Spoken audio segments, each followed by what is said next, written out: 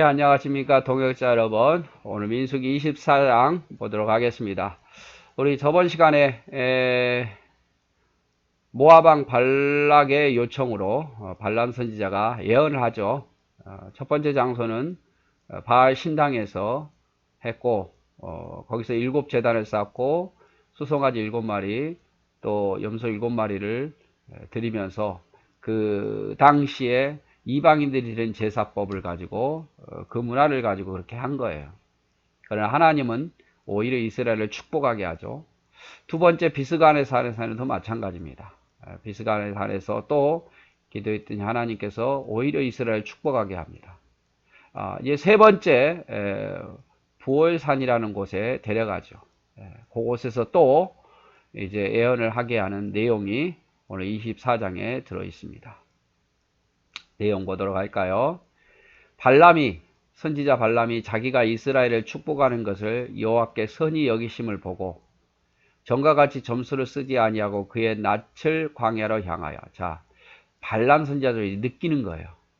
하나님께서는 이스라엘을 저주한 것이 아니라 축복하라는 것을 하나님 원하신다는 것을 알고 이번에는 어떤 점술 행위를 행하지 아니하고 그냥 그의 낯을 광야로 향하여 눈을 들어 이스라엘이 그 지파대로 천막 친 것을 보는데 그때 하나님의 영이 그에 임하신지라. 이번엔 점술도 쓰지 않았어요.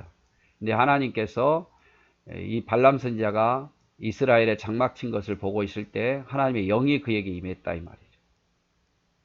그가 예언하여 전하여 말하되 부올의 아들 발람이 말하며 눈을 감았던 자가 말하며 하나님의 말씀을 듣는 자 전능자의 환상을 보는 자 엎드려서 눈을 뜬 자가 말하기를 야곱이여 내 장막들이 이스라엘이여 내 거처들이 어찌 그리 아름다운고. 이번엔 하나님의 영이 강력하게 임하여서 이제 그 발람 선지자가 영에 이제 심취되어서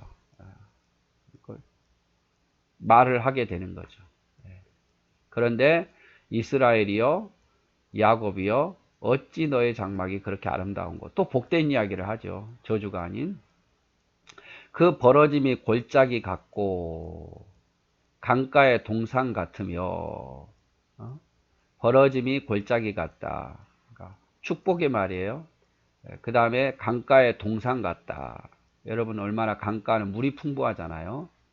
강가에 있는 동상 같고 여호와께서 심으신 침향목 같고 물가의 백향목 같도다. 침향목 다 좋은 나무고 물가의 백향목 축복된 나무죠. 그 물통에는 물이 넘치겠고 그 씨는 많은 물가에 있으리로다. 물통에는 물이 넘치고 씨는 많은 물가에 있으리로다. 그의 왕이 아각보다 높으며 그의 나라가 흥왕하리로다. 축복의 말이죠. 하나님이 그를 애굽에서 인도하여 내셨으니 그의 힘이 들소와 같도다. 그의 적국을 삼키고 그들의 뼈를 꺾으며 화살로 쏘아 깨뜨리로다. 이스라엘이 적국을 삼키고 적국의 뼈를 꺾고 화살로 적국을 깨뜨릴 민족이다 이 말이죠. 꿇어 앉아 누움이 수사자 같고 암사자 같으며 일으킬 자 누구이랴. 너를 축복하는 자마다 복을 받을 것이요 너를 저주하는 자마다 저주를 받을 것이다. 그래서 그의 이스라엘 자태가 수사자 같고 암사자 같더라고 말이에요. 이스라엘 축복하는 자는 복을 받고 이스라엘 저주하는 자는 저주를 받게 된다 이 말이죠. 이렇게 축복하는 거예요. 자, 모아방 발락이 발람에게 노하여 손뼉을 치며 말하되 내가 그대를 부른 것은 내 원수를 저주하라는 것이거늘 그대가 이같이 3번이나 그들을 축복하였도다. 그러므로 그대는 이제 그대의 곳으로 달아나라. 가라 이 말이에요. 이제 필요 없어 이 말이에요. 내가 그대를 높여 심히 존귀하게 하기로 뜻하였더니 여호와께서 그대를 막아 존귀하지 못하게 하셨도다. 발람 선지자가 발락 왕에게 이르되 당신이 내게 보낸 사신들에게 내가 말하 이르기를 이르지 아니하였나이까. 가령 발락이 그 집에 가득한 은금을 내게 줄지라도 나는 여호와의 말씀을 어기고 선악간에 내 마음대로 행하지 못하고 여호와께서 말씀하신 대로 말하리라 하지 아니하였나이까. 굉장히 믿음의 말인 것 같지만 그렇지 않아요 여러분. 그 안은 욕심이 가득한 사람이에요. 애초에 하나님에 대해서 마음을 알고 했다면 오지도 않지요. 저주하려고 생각지도 않았을 거고 저주하라 그랬는데 그걸 그대로 하겠습니까? 그럴 리가 없죠. 여러분은 만약에 여러분 돈 줄 테니까 저를 저주하라 그러면 저주하겠어요? 돈을 줬으니까 저주한다는 것은 돈에 욕심이 있다는 것 아니겠습니까? 그렇지 않으면 나는 할 수 없어요. 어떻게 내가 같은 백성을 하나님의 일꾼을 저주할 수 있겠어요? 이렇게 거부하겠죠. 근데 지금 발람 선지자가 뭐 그 내용을 알고도 그걸 하겠다고 응하겠다고 하는 것은 여호와의 뜻을 알겠다는 것은 이미 욕심이 있는 거예요.